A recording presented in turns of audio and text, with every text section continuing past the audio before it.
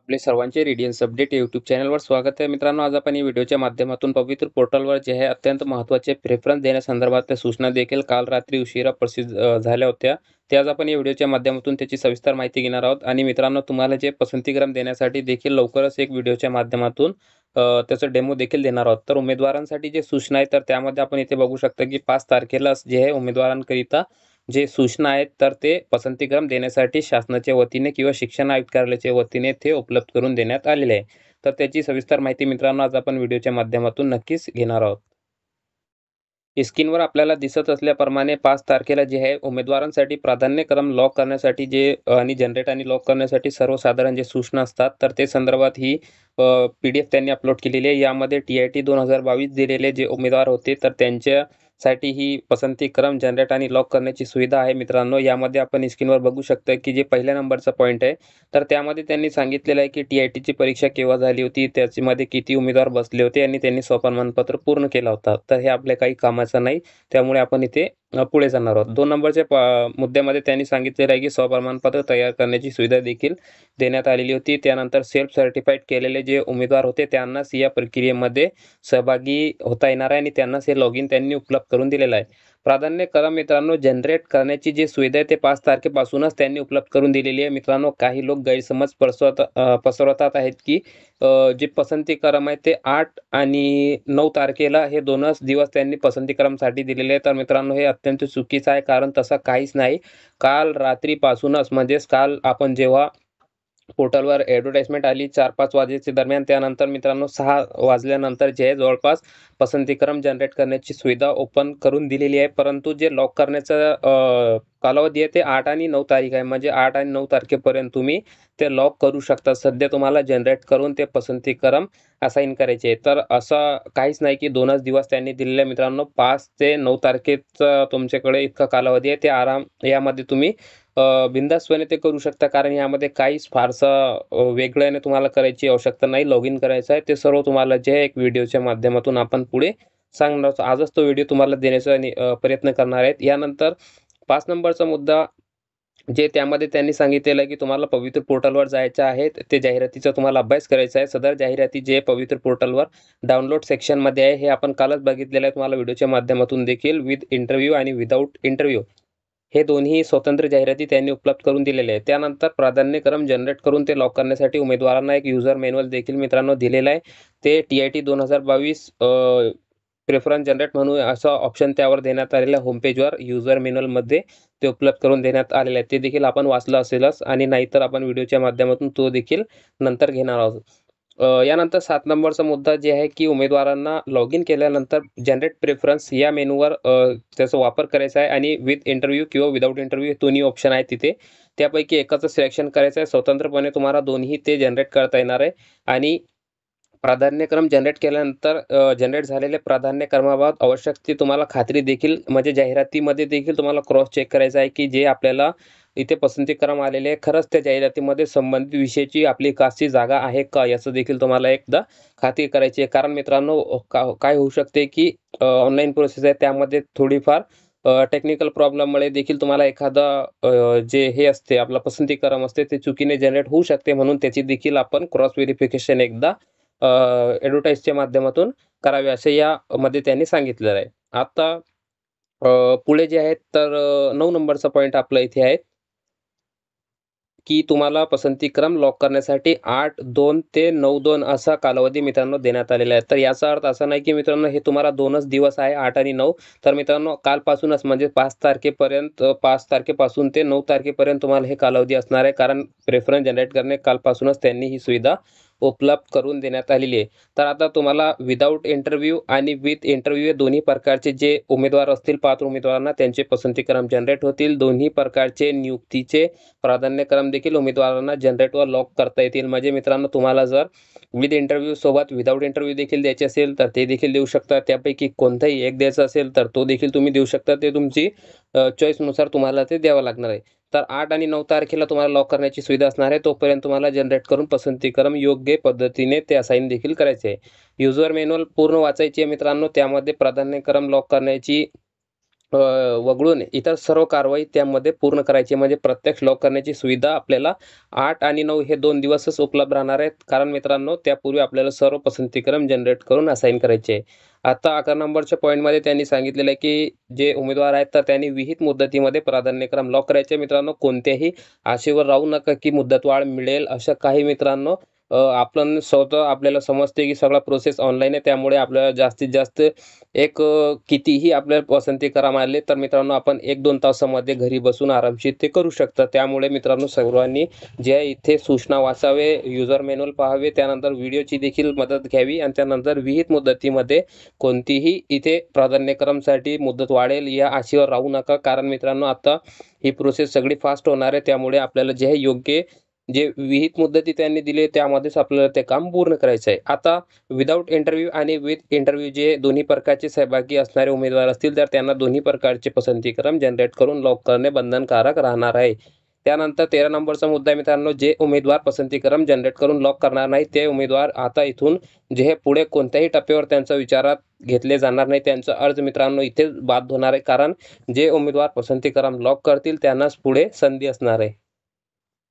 यानंतर 14 नंबरचा पॉईंट आहे की पसंतीक्रम जे आहे जनरेट करून लॉक करण्यापूर्वी उमेदवारांनी आपले शैक्षणिक व व्यावसायिक व इतर अर्हतेनुसार प्राधान्यक्रम जनरेट झाले असल्याची खात्री करायची आहे. मित्रांनो, की आपल्याला जे पसंतीक्रम आलेलं आहे तर ते वेगळ्या माध्यमाचं तर आलं नाही, किंवा आपली क्वालिफिकेशन 1 ते 5 आपले 6 ते 8चं तर आलं नाही, किंवा आपण जिथे पात्र नाही ते तर आपल्याला मिळालेलं नाही, याची खात्री आपल्याला करावी आहे. कारण त्याचं असं आहे की तांत्रिक बाबींमुळे अपवादात्मक प्रकरणी असं होऊ शकतं मित्रांनो की जनरेट झालेले प्राधान्यक्रम उमेदवारांच्या शैक्षणिक व व्यावसायिक अर्हतेशी सुसंगत नसतील तर असे प्राधान्यक्रम उमेदवारांनी लॉक करू नये, असा सल्ला जे आहे शिक्षण आयुक्तालयाच्या वतीने देण्यात आलेला आहे.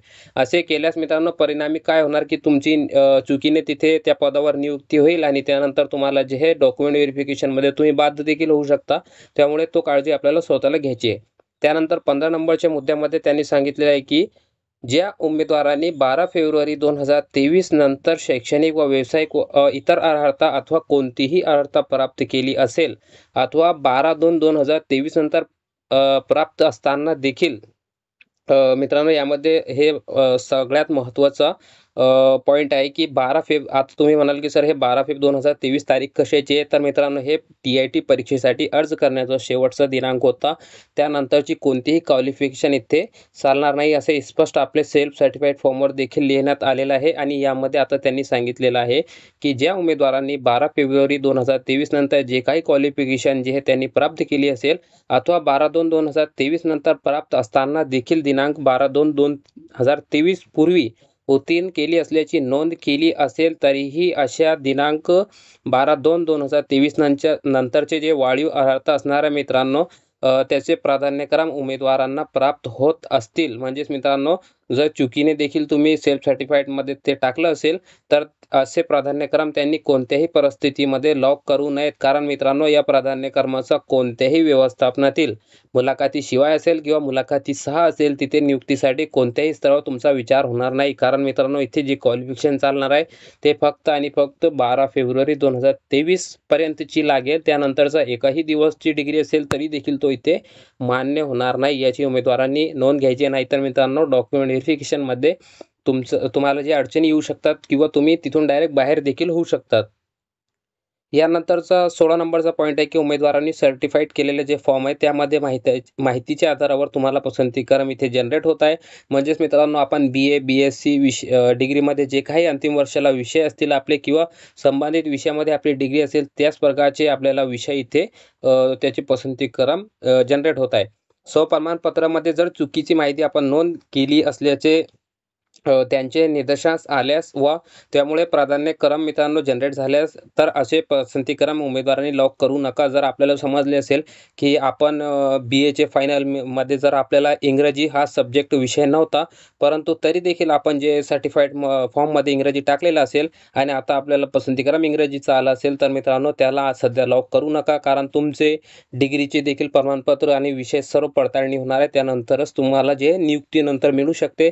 तर तुम्ही त्या टप्प्यावर बाद न होता आताच मित्रांनो काळजी घेतलेली बरी. त्यामुळे जे विषय आपल्याला नाही किंवा जे संबंधित क्वालिफिकेशन आपल्याकडे नाही तर तो आपण लॉक करू नका, असा सल्ला इथे त्यांनी दिलेला आहे. त्यांची नियुक्तीच्या कोणत्याही टप्प्यावर अडचण गैरसोय होणार नाही. नाहीतर मित्रांनो तुमच्यावर जे आहे नक्कीच भविष्यामध्ये अडचणी येतील. कारण तुम्ही पात्र नसताना ते विषय टाकले असतील किंवा जे काही डिग्री टाकली असतील तर ते तुमची सगळे चेक होणार आहे. आता उमेदवारांनी पसंती क्रम जे जनरेट करून लॉक केल्यानंतर त्यांना प्राधान्यक्रमामध्ये जर बदल करायचा असेल, पूर्वी जनरेट केलेले पसंती क्रम डिलीट करून विहित मुदतीत प्राधान्यक्रम पुन्हा जनरेट करून लॉक करता येतील. म्हणजेच मित्रांनो जर तुम्हाला काही तुम्ही पसंतीक्रम लॉक केले असेल परंतु तुमचा विचार बदलला असेल की अजून मला पसंतीक्रम मी कमी दिले अजून जास्त द्यायचे किंवा मला कमी करायचे, तर असं तुमचा काहीतरी विचार झाला असेल तर तुम्हाला जे नक्कीच पसंतीक्रम अगोदर डिलीट करायचे असेल आणि त्यानंतर पुन्हा जनरेट करून ते लॉक करता येतील. मात्र यासाठी तुम्हाला जे 9 तारखेपर्यंतच मुदत असणार आहे. सदर सुविधेचा वापर विहित मुदतीत उमेदवार जे आहे जास्तीत जास्त 3 वेळा करू शकतील. मित्रांनो इथे लक्षात घ्या की आपण फार काही 10 वेळा डिलीट करायचा आणि परत द्यायचा असं काही ते प्रकार नाही. कारण तुम्हाला जे इथे जास्तीत जास्त 3च अटेम्प्ट तुम्हाला देण्यात आलेले आहे. म्हणजे मित्रांनो तुम्हाला जास्तीत जास्त 3 वेळा पसंतीक्रम जनरेट करून लॉक केल्यानंतर तुम्हाला डिलीट करता येतील. 3 वेळापेक्षा जास्त तुम्हाला जे आहे करता येणार नाही. सबब उमेदवारांनी आपली अर्हता विचारात घेऊन काळजीपूर्वक पसंतीक्रम लॉक करायचे आहेत. कारण मित्रांनो 3 चान्सपेक्षा जास्त तुम्हाला इथे चान्स त्यांनी दिलेला नाही. त्यानंतर आता 18 नंबरचा मित्रांनो मुद्दा महत्त्वाचा आहे. उमेदवारांनी ज्या क्रमाने प्राधान्यक्रम लॉक केले आहेत त्या क्रमाने टेट परीक्षेतील गुणवत्तेचे प्राधान्यक्रम विचारात घेतले जातील. म्हणजे मित्रांनो तुम्ही जे पसंतीक्रम 1 नंबरवर 2 नंबरवर असे दिले असतील ते तुम्हाला लॉक करायचे आहे 8 आणि 9 तारखेला, तर त्या क्रमाने तुमचे जे टेट परीक्षेमध्ये जे गुणवत्तेनुसार प्राधान्यक्रम तुमचे ते विचारात घेतले जातात. ऑनलाईनच्या माध्यमातून ही प्रोसेस होत असते. त्यानंतर उमेदवारांची ज्या प्राधान्यक्रमावर नियुक्ती किंवा मुलाखतीसाठी शिफारस झाल्यानंतर उमेदवारांना त्या क्रमांकानंतरच्या उर्वरित प्राधान्यक्रमांचा विचार केला जात नाही मित्रांनो. कारण एकदा तुमचा 1 नंबरचा प्रेफरन्स जर तुम्हाला मिळाला तर दुसरा नंबरचा तुमचा प्रेफरन्स इथे चेक केला जात नाही. जर तुम्हाला पहिल्या प्रेफरन्स नाही मिळत असेल तरच तुमचा दुसरा प्रेफरन्स इथे प्रिफर ते करतात. यानंतर मित्रांनो 19 नंबरचा जे पॉईंट आहे त्यामध्ये त्यांनी सांगितलेलं आहे की उमेदवारांना किती प्राधान्यक्रम द्यायचे आहे याची कोणतीही मर्यादा नाही मित्रांनो. जर एखाद्या उमेदवाराला जर 100 पसंतीक्रम आले असतील तर ते 100 देखील देऊ शकतात. यामध्ये त्यांना कोणतीही मर्यादा त्यांनी लिमिट दिलेली नाही. परंतु उमेदवार पात्र असलेले सर्व प्राधान्यक्रम जे लॉक करू शकतात. इथे तुम्हाला तेच काळजी घ्यायची आहे की आपण जिथे पात्र आहोत तेच आपल्याला लॉक करायचे आहे. जिथे पात्र नसतील किंवा चुकीने काही पसंतीक्रम जनरेट झाले असतील तर तो आपल्याला मात्र इथे त्याकडे नेग्लेक्ट करावा लागणार आहे. उमेदवारांना जे लॉगिन हे ओ-टी-पी बेस असल्याने त्यांनी नोंद केलेल्या मोबाईलवर ओ-टी-पी जाणार आहे मित्रांनो. काही उमेदवारांना लॉगिन करण्यासाठी त्यांचा मोबाईल नंबर बदल करून घ्यायचा जर असेल तर त्यांनी नजीकच्या म्हणजे आपले जिल्हा परिषदेमध्ये जायचं. प्राथमिक किंवा माध्यमिक शिक्षणाधिकारी किंवा शिक्षण निरीक्षक जे पश्चिम, दक्षिण, उत्तर आहेत तर त्यांच्या कार्यालयामध्ये जाऊन विनंती अर्ज द्यायचा आहे व ओळखीच्या पुराव्यासह तुम्हाला जे आहे तिथे संपर्क साधायचा आहे आणि त्यानंतर तुमचा मोबाईल नंबर देखील तिथून बदलून तुम्हाला मिळणार आहेत किंवा ते तुमचा प्रॉब्लेम सॉल्व्ह करून देणार आहेत. यानंतर उमेदवारांनी पवित्र पोर्टलवरील स्वप्रमाणपत्रामध्ये नमूद केलेली जी माहिती आहे त्यानुसार प्राधान्यक्रम जनरेट होणार आहेत मित्रांनो. ते त्याकडे देखील आपण लक्ष द्यावे की आपल्याला जे पसंतीक्रम आपण मिळत आहे आपल्याला जनरेट होत आहे तर तो आपल्या स्वप्रमाणपत्राच्या माहितीच्या आधारे होत आहे का. उमेदवारांनी पोर्टलवर अपलोड केलेली शैक्षणिक व व्यावसायिक अर्हतेची प्रमाणपत्रे, जात प्रवर्ग, समांतर आरक्षणाची प्रमाणपत्रे, सवलतीची संबंधित इतर सर्व प्रमाणपत्रे जरी अपलोड केली असली तरी मित्रांनो त्यापैकी कोणत्याही प्रमाणपत्राची पडताळणी किंवा सत्यता पोर्टलमार्फत तपासण्यात आलेली नाही. कारण मित्रांनो 1,64,000च्या जवळपास जे उमेदवार आहेत सर्वांचे डॉक्युमेंट चेक करणे शक्य होत नाही. त्यामुळे कोणतीही पोर्टलच्या माध्यमातून असं सिस्टम नाही की त्याला चेक करायचं आहे, परंतु त्यांनी तुमचे सर्व डॉक्युमेंट घेतलेले आहे. तर यामध्ये त्यांनी पुढे सांगितलेलं आहे की त्याची तपास अजून कोणीही केलेली नाही त्यांच्या पोर्टलच्या माध्यमातून. त्यामुळे उमेदवारांनी केलेल्या कोणत्याही दाव्याच्या पुष्टार्थ संबंधित कागदपत्रे शिफारसीनंतर म्हणजेच मित्रांनो एकदा मेरिट लिस्टमध्ये जर तुमचं नाव आला तर त्यानंतर संबंधित व्यवस्थापन म्हणजेच जिल्हा परिषद असेल तर जिल्हा परिषदेची एक समिती असेल, नापामध्ये सिलेक्शन झालं असेल तर त्याची समिती असेल, मनपाची असेल किंवा खाजगी शैक्षणिक संस्थांची तर एक समिती असते. त्यामध्ये सर्व तुमचे कागदपत्र ते तपासणी करतात. पडताळणी करताना समितीकडून जर पडताळणी केल्यानंतर त्यामध्ये कोणतेही डॉक्युमेंटमध्ये जर तफावत आढळली असेल तर त्यांना जे आहे कोणत्याही टप्प्यावर तुमची नियुक्ती रद्द करण्याचा इथे मित्रांनो पूर्ण हक्क असते आणि तो तुमची नियुक्ती रद्द केली जाईल असं स्पष्ट यामध्ये त्यांनी सांगितलेलं आहे। यास्तव उमेदवारांनी प्राधान्यक्रम लॉक करताना वेळोवेळी जे आहे खबरदारी घ्यायची आहे की आपण चुकीचे काही यामध्ये माहिती टाकत तर नाहीत ना, याचा देखील आपल्याला विचार करायचा आहे।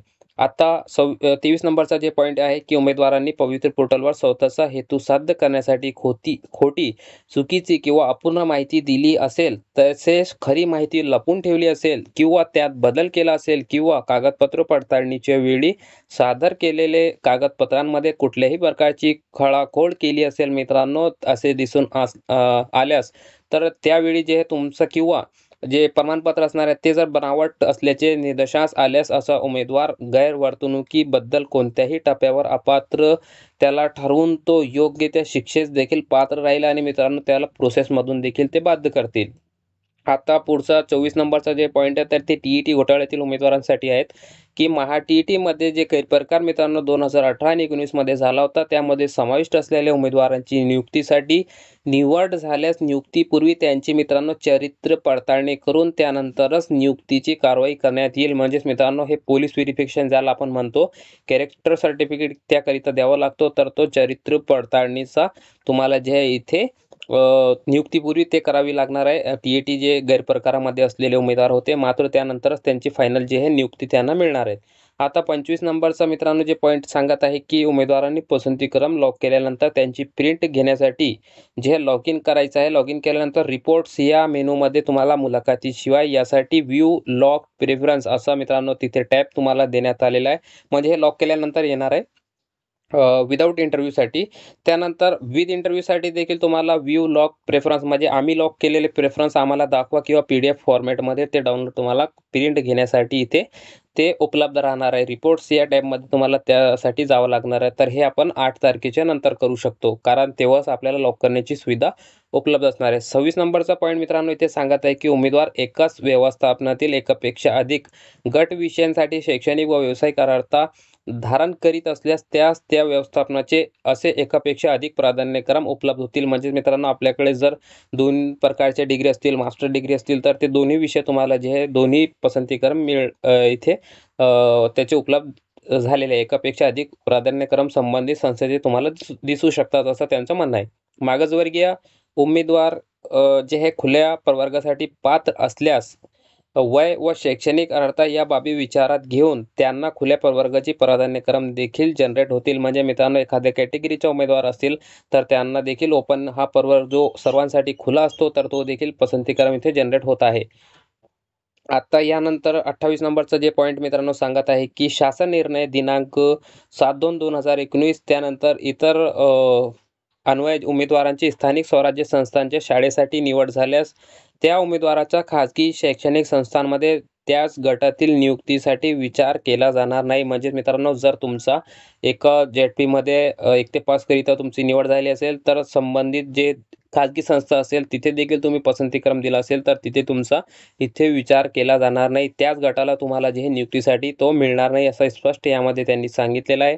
त्यानंतर शासन निर्णय 13/10/2023 नुसार विविध टप्प्यांमध्ये जाहिराती येणार असल्याने उमेदवारांची निवड एकदा जर झाली असेल तर मित्रांनो असा उमेदवार पुन्हा त्या गटासाठी देखील पात्र राहणार नाही, मात्र त्यांना वरच्या गटासाठी जे आहे जाता येणार आहे।